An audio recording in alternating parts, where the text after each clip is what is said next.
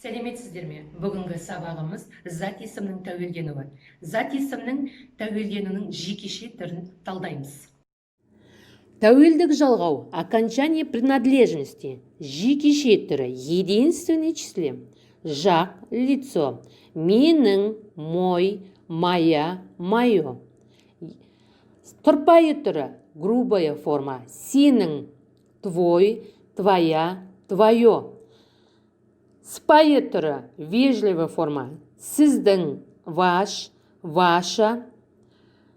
Үшінші жақ, оның, его, ее. Жалғаулар, дауыстыдан кейін жалғанатын, после гласных добавляется окончание. Жуан, твердое, м. Менің атам. Ың, сенің атаң. Ыңыз, сіздің атаңыз. С, оның атасы. Жіңішке, менің әкем, м.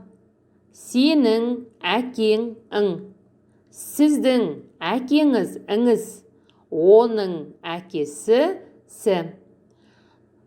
Сауыссыздан кейін, после согласных, жуан, добавляется. Менің бауырым, сенің, ың, бауырың, ыңыз, сіздің бауырыңыз, оның бауыры.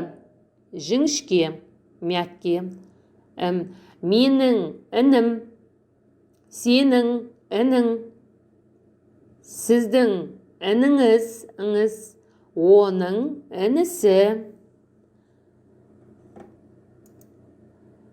Енді тәуелдік жалғауының жекеше түрінің жалғауларын өз бетімізбен жалғаймыз.